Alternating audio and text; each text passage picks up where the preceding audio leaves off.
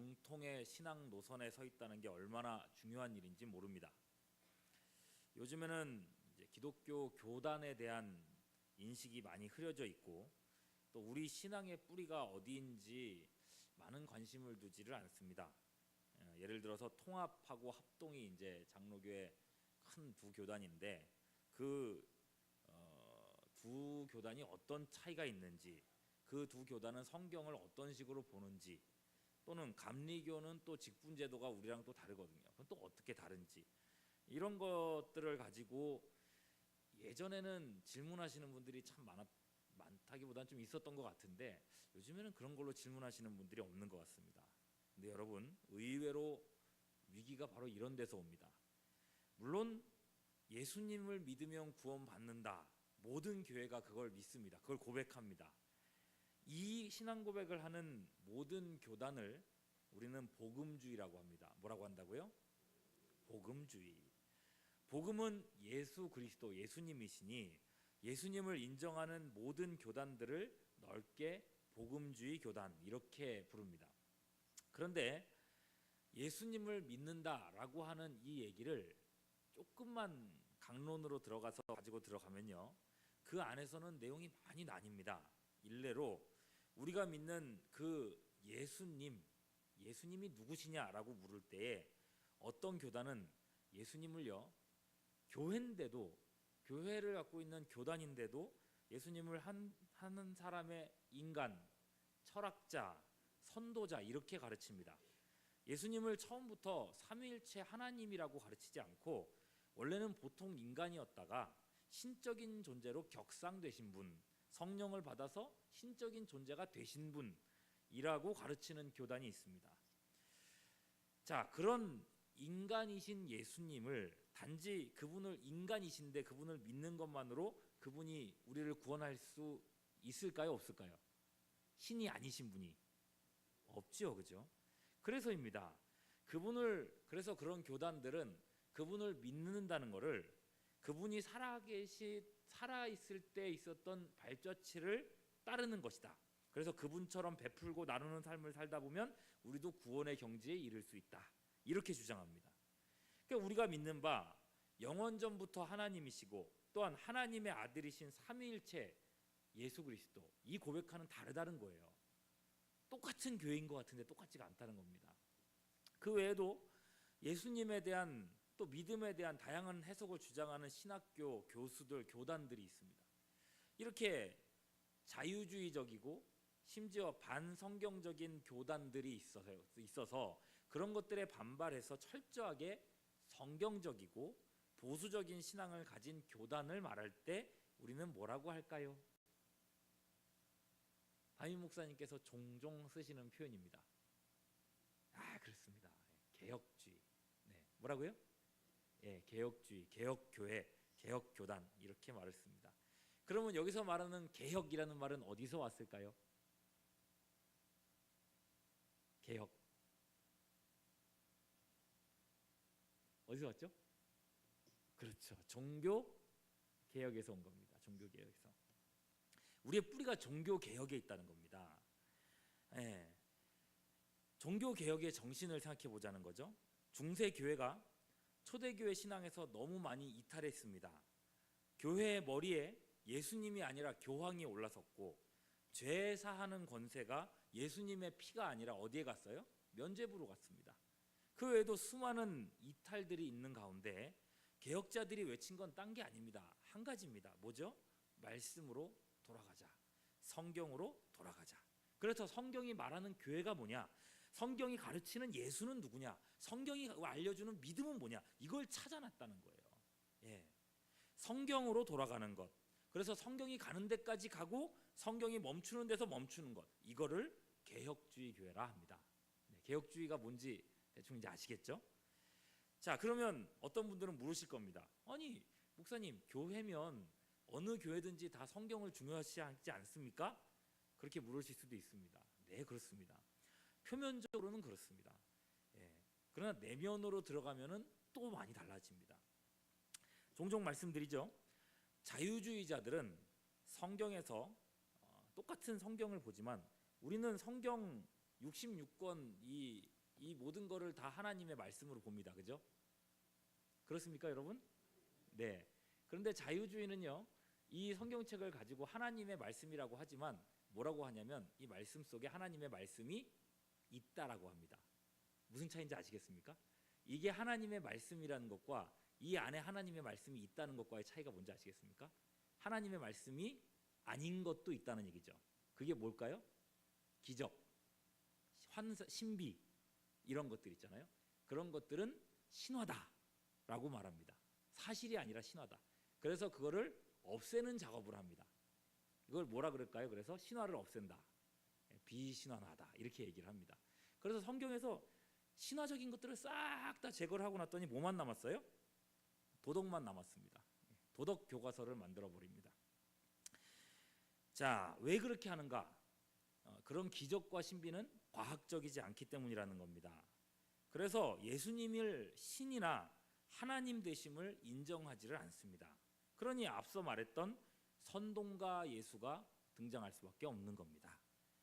자, 그런가 하면 반면에 이제 반대편에 있는 또 신정통주의자, 정통인데 신정통주의자들은 성경 자체가 하나님 말씀인데 이게 하나님의 말씀이 아니라 이게 하나님의 말씀이 된다. 이건 또 무슨 차이일까요? 성경을 읽으면서 내 머릿속으로 깨달아지면 그게 하나님의 말씀이다. 예, 깨달아지는 것을 하나님의 말씀이다. 그러니까 요거 자체가 하나님의 말씀이 아니라 여기에 들어왔을 때 이게 하나님의 말씀이 된다고 가르칩니다. 그렇게 되면요, 어떤 현상이 생길까요? 성경을 객관적으로 확 연구하는 게 중요하겠습니까? 안 중요하겠습니까? 안 중요합니다. 기독교는 깨달음의 종교입니다. 그러니 개인적인 체험과 신비로운 어떤 그런 것들이 중요합니다. 그러니까 점점 신비주의나 불교 비슷한 종교로 변질돼 버립니다. 이런 기독교들이니 타 종교와 얼마든지 대화할 수 있고 다른 종교와 통합할 수 있다 얘기가 나오는 겁니다. 그러니 석가탄신일에 부처님 오신 날에 교회가 이렇게 현수막 걸고 부처님 오신 거 축하합니다 얘기가 나올 수밖에 없는 거죠. 이런 분들에게 WCC 가입하는 건 큰 문제가 안 된다는 겁니다. 그러나 여러분 생각해 보십시오. 가난한 자들을 선동하기 위해 살다 죽으신 예수님이라면 그 예수님을 열심히 위대하죠. 그 일 자체는 굉장히 위대한 일이지만 그 예수님을 열심히 믿고 추종한다고 해서 그 예수님을 통해서 우리가 영생을 얻을 수 있을까요? 없을까요? 결코 없습니다. 또는 십자가에 달려 죽으시는 방법 외에 불교의 해탈을 통해서도 구원받고 유교의 조상 숭배를 통해서도 구원하시는 하나님이라고 한다면 여러분 이런 방식으로 구원받을 수 있다. 성경에 그런 말이 있습니까? 없습니까? 예수 말고는 다른 이름은 없다고 했습니다. 우리 정상영 목사님 맨날 하는 얘기가 있습니다. 오직 예수 이런 얘기를 항상 하십니다. 모르시는 분들은 아무도 웃지 않으시죠. 네, 여러분 이런 신학교가 있습니다.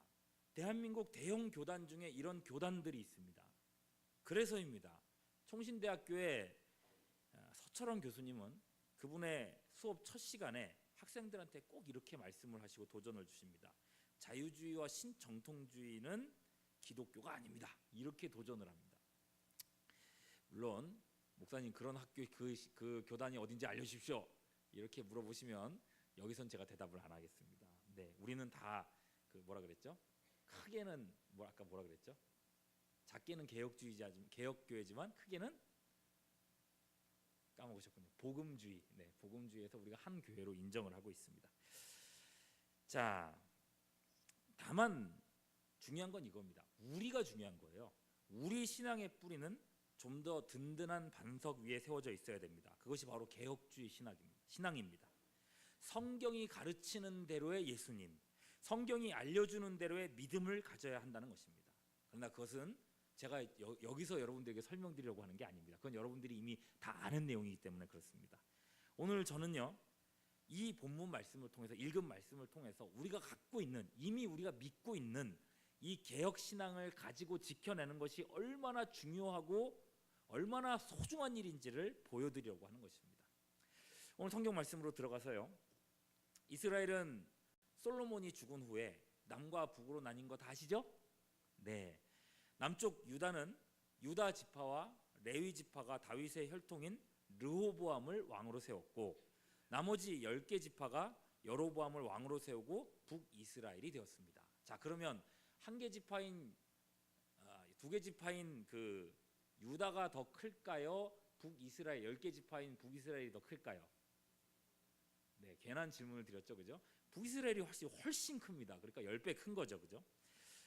어름으로 보나 북이스라엘의 왕인 여로보암이 더 많은 것들을 차지해 있습니다. 땅도 더 크고 백성도 훨씬 많습니다. 그 위대한 다윗 가문, 다윗에게 속해 있는 그 안에서 10개 지파나 빼앗아 갔으니 얼마나 큰 성공을 이루었습니까? 근데 그런 여로보암이지만 그에게도 큰 부담이 하나 있었습니다. 하나님이 이스라엘의 예배 처소로 정한 곳은 오직 어디였어요? 예, 남유다에 있는 예루살렘, 그곳 한 곳뿐이었습니다. 예배는 그곳에서만 하나님 앞에 제물을 드려야 했습니다. 나라가 분열되었어도 동일한 하나님을 섬기는 백성들이니 이스라엘 백성들은 여전히 국경을 넘어 예루살렘에서 절기를 지키려고 했었습니다. 여로보암한테는 이게 가장 큰 부담입니다. 하나님 중심의 이스라엘 사람들이 자꾸만 남유다 쪽에 성전으로 가가지고 거기서 이제 예배드리고 살아가다 보면 어느 순간 자기를 떠나서 다윗의 자손에게 귀속될까봐 두려웠던 겁니다. 그래서요, 여로보암은 그 평생에 가장 큰 실수를 저지릅니다. 예루살렘으로 가는 길목들을 싹 막아놓고 그리고 그 사이에다가 산당을 짓고 거기다가 뭘 세웠을까요? 네, 금송아지를 세워놨습니다. 그리고 이것을 하나님이라고 하며 그 금송아지를 섬기게 한 겁니다. 그래서 여로보암 왕이 하나님의 백성들을 하나님을 버리고 우상을 섬기게 만들었던 겁니다. 그리하여 북이스라엘의 신앙적 정통성을 끊어버리고 맙니다. 하나님의 백성을 우상의 잡족으로 전락시켜 버렸습니다. 이 죄가 얼마나 큰 죄인지 모릅니다. 열왕기 하 말씀에 남북 이스라엘 역대 왕에 대한 얘기가 쭉 번갈아 가면서 나오는데요.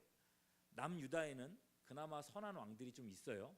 다윗의 자손에게는. 근데 북이스라엘에게는 질문입니다. 선한 왕이 있었을까요? 없었을까요? 예, 선한 왕이 한 명도 없었습니다. 전부 다 악한 왕입니다. 왜 악했을까요? 나라를 잘못 다스려서요? 그렇지 않습니다. 북이스라엘에 여로보암 2세라는 사람이 있는데 이 사람은 이스라엘 영토를 솔로몬 때만큼이나 회복시킨 대단한 사람입니다. 우리로 치면 광개토 대왕에 해당되는 사람입니다. 그러니까 이스라엘 역사에서 칭송받아도 될 만한 사람이에요. 그러나 아무리 나라를 발전시키고 땅을 넓혀도 그들은 한결같이 악하다는 평가를 받아야 됐습니다. 그러면 무엇 때문에 악하다고 했는가? 성경은 이렇게 말합니다. 왕들이 여로보암의 길을 떠나지 않았기 때문이다.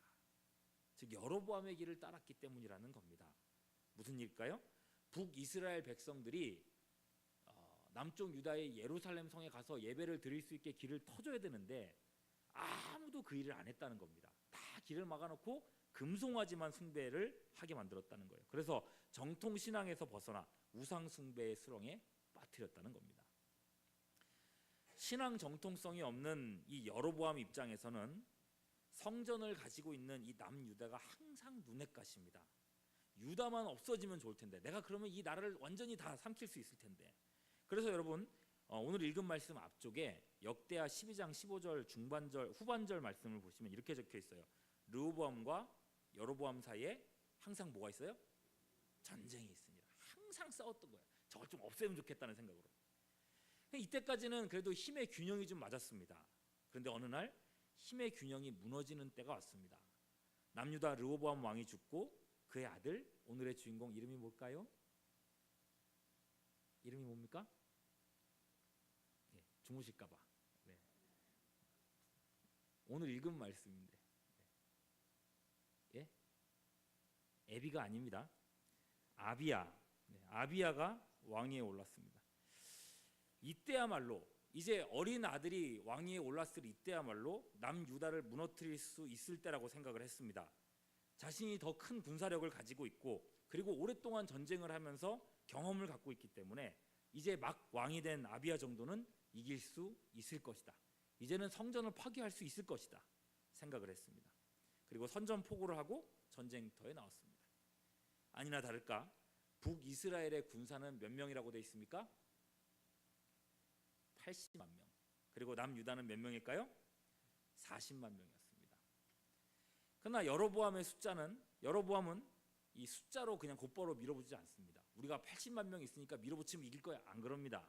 얼마나 똑똑한 사람인데요. 책략가다운 전략을 구사하며 유다를 압박합니다. 군사를 나누어서 유다를 둘러싸서 한꺼번에 몰아치려고 하게 된 겁니다. 아비야에게는 분명 큰 힘도 있지만은 그 힘에 전략을 더해서 백전백승의 상황으로 지금 만들어가고 있는 것입니다. 그러니 아비야한테는 큰 위기입니다. 큰일 났습니다. 이거 절대적으로 지게 생겼습니다. 그런데 여러분, 아비야의 반응을 보십시오. 오늘 우리가 읽은 말씀은 이 아비야의 반응입니다. 처음 전투 지휘여서인지 뭔지 모르겠는데 그는 군사를 정비하거나 전열을 가다듬지 않습니다. 싸우러 준비하라 이렇게 말하지 않습니다. 오히려 높은 자리에 올라서더니 북이스라엘 군사들을 향해서 일장 연설을 하기 시작합니다. 연설 내용은 이런 겁니다. 쭉 눈으로 보셔야 됩니다. 오늘 읽으셨던 본문을요. 어떤 내용들이 있습니까? 야, 누가 정통이냐 이거예요. 누가 정통이냐. 너희가 정통이 아니고 우리가 정통이다. 이런 얘기를 하고 있습니다. 젊으신 분들 죄송합니다.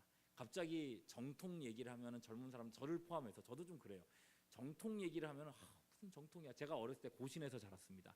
고신교단은 계셨던 분들은 아시겠지만 항상 하는 얘기가 있습니다. 고신교단 무슨 모임 같은 거 하면 우리는 순교자의 후손이다. 뭐 이런 얘기를 합니다. 피 흘린 후손이다. 뭐 그런 얘기를 합니다. 예, 그럼 저는 내가 순교한 것도 아닌데 뭘 저렇게 그렇게 하나. 맨날 그런 생각을 한 적이 있었습니다. 그냥 정통을 가지고 얘기를 한다는 거예요. 어떤 정통을 얘기하는가 한번 보시죠. 하나님이 우리 민족과 언약을 맺으셨는데 그러면 어느 왕조와 언약을 맺으셨느냐는 거예요. 누구와 언약을 맺으셨어요? 오늘 말씀 보시면 다윗이죠. 찾으셨습니까? 다윗과 언약을 맺었습니다. 다윗과 그 자손에게 나라를 영원히 하겠다고 하나님이 다윗하고 약속하셨다는 거예요. 그리고 이 약속은 변하지 않을 약속이기 때문에 5절 말씀 보시면 무슨 언약이라고 했습니까? 소금 언약이라고 했습니다. 이건 너희들도 잘 아는 바가 아니냐. 하나님의 소금 언약은 다윗과 그 후손에게만 있다는 겁니다. 그래서 5절 6절 말씀에 다윗하고 3번이나 반복을 해서 얘기를 합니다. 언약이 우리한테 있다는 말은 10절 여호와 하나님이 누구의 하나님이란 얘기예요? 바로 우리 하나님이란 얘기죠. 그죠? 그래서 그 증거로 되는 게 이겁니다. 우리에게는 여호와를 섬기는 제사장들이 있고 아론의 자손인 레위 사람들이 수종들고 있고 하나님의 성전이 우리에게 있어서 날마다 번제를 드리고 그분께 향을 올리며 성전 등불이 꺼지고 있지 않다. 이렇게 얘기를 합니다. 그렇게 이 전쟁도 우리 힘으로 하지 않고 율법에 나오는 바 하나님의 명령대로 하겠다 선언을 하는 겁니다. 그래서 여러분 12절 말씀 보시면 재밌어요. 같이 한번 읽어볼까요? 12절 시작. 우리와 함께하사 우리의 머리가 되시고 그의 제사장들도 우리와 함께하여 전쟁 나팔을 불어 너희를 공격하느니라. 예, 전쟁 나팔이 뭐예요? 공격 무기입니다. 그죠? 아니 왜 창이나 칼이 아니라 나팔 가지고 공격한다고 하는가? 근거가 있습니다. 민수기 10장 9절 말씀 여러분 나눠드린 종이 있죠? 한번 같이 읽어보시죠. 뭐라고 적혀있는지요. 시작. 또 너희 땅에서 너희가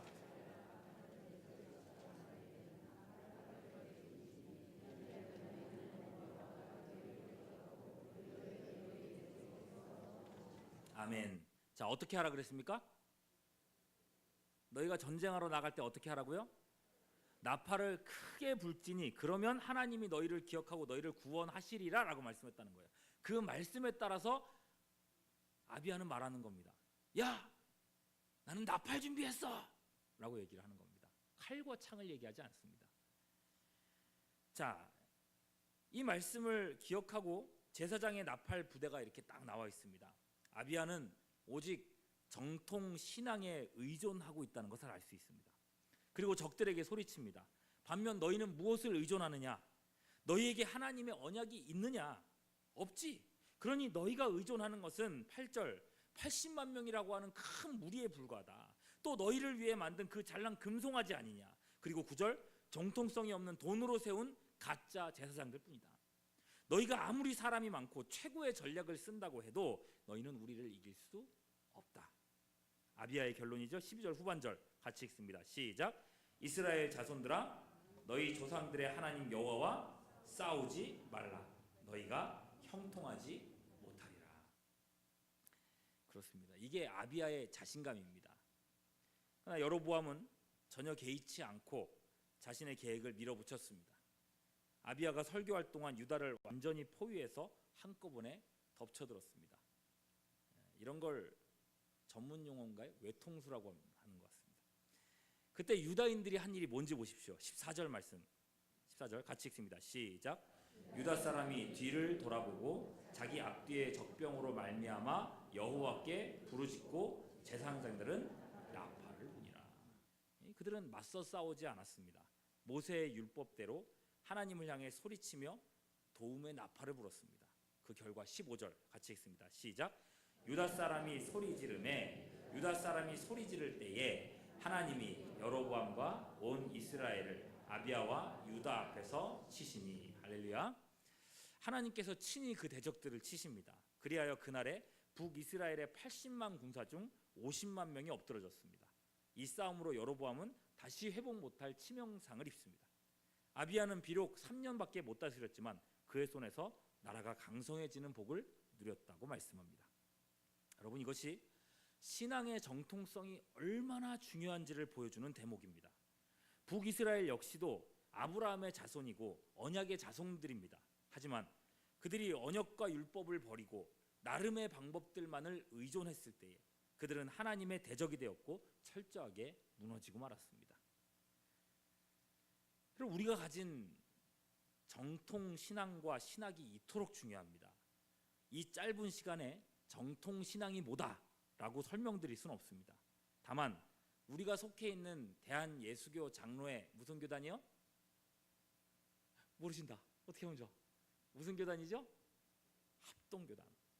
여러분, 우리 교단이 견지하고 있는 신앙은 성경 66권을 토대로 해서 초대교회 사도들의 고백과 종교개혁자들의 정신 위에 세워진 가장 역사적이고 정통적인 신앙입니다. 여러분들은 그런 교회에서 신앙생활을 하고 계시는 겁니다. 여러분, 어떤 교회는요 굉장히 뜨겁습니다. 기도회를 하면 막 천정이 날아갈 것처럼 막 천둥이 막 치는 것처럼 쫙 하고 기도하는 교회가 있습니다. 뜨겁게 찬양하는 교회가 있습니다. 그런데 신앙은 성경적이지가 않은 곳이 있습니다. 착하게 살아야 구원받는다고 하는 그런 교회들이 있습니다. 근데 여러분, 그런 교회라면 아무리 뜨거운 찬양과 기도가 있은들 그 기도가 하나님 앞에 상달이 되겠습니까? 아무 소용이 없습니다. 놀랍게도요, 열왕기상 15장 3절 말씀 보면, 제가 지금 아비야를 막 설명을 드렸지 않습니까? 그럼 아비야는 좋은 왕일까요? 나쁜 왕일까요?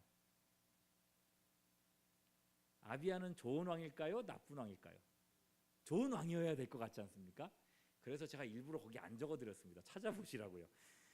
열왕기상 15장 3절 말씀을 가서 한번 보시면 감사하겠습니다. 열왕기상 15장 3절 말씀, 아비야가 어떤 왕인지에 대한 평가가 거기에는 나와 있습니다.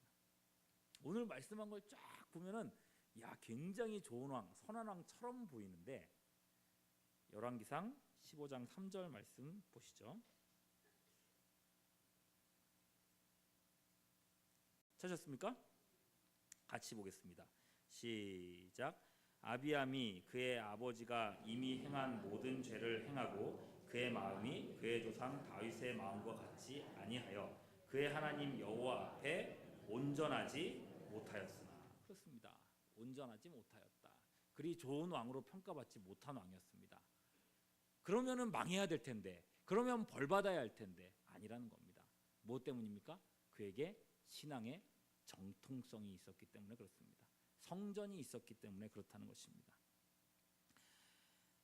여러분, 우리가 갖고 있는 신앙의 정체성이 바로 그것입니다. 예수 그리스도를 믿는 신앙을 갖고 있다는 것, 예수님이 하나님의 아들이심을 믿는다는 것, 그 신앙을 갖고 있다는 것이 우리가 구원받는 근거가 되는 것입니다. 선을 행하기 때문이 아닙니다. 우리 교회가 무슨 착한 일을 많이 해서가 아닙니다. 뭔가 뜨거운 열정이 많아서가 아닙니다.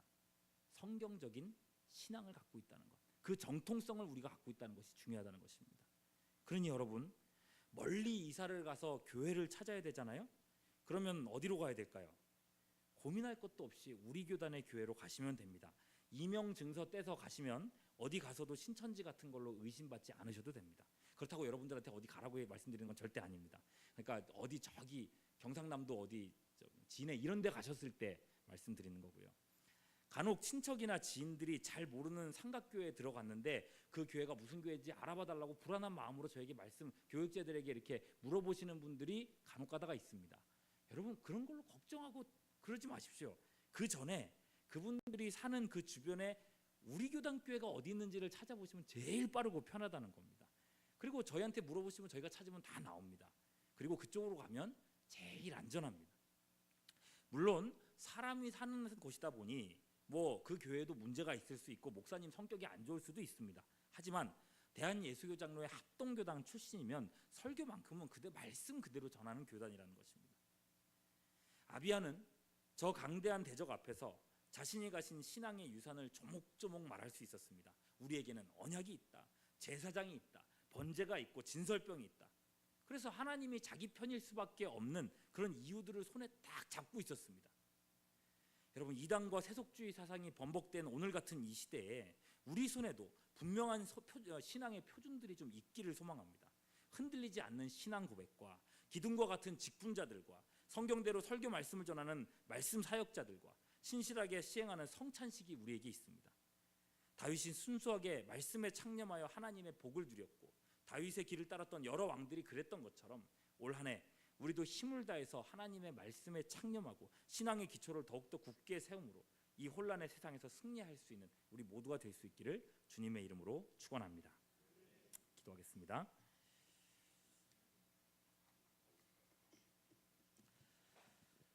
기독교라고 하는 이름 안에 수많은 교단과 교회가 있으나 세상은 개혁신앙의 바른 교회를 수호하는 교회에 목말라 있습니다. 주님 우리 교회를 사용하시되 남녀노소 모든 성도님들이 하나님의 말씀에 창념하게 하시옵고 아비아가 자기가 가진 신앙의 유산들을 조목조목 말했듯 우리 안에 있는 소망에 관한 이유, 우리의 신앙 유산들을 누구에게나 말할 수 있는 지혜를 허락하여 주시옵소서. 오늘도 우리가 기도하고자 합니다. 나팔을 불며 부르짖었던 유다 백성들처럼 우리의 기도가 더 뜨겁고 간절하게 하여 주시옵소서. 우리 구주 예수 그리스도의 이름으로 기도하옵나이다. 아멘. 우리 찬양하시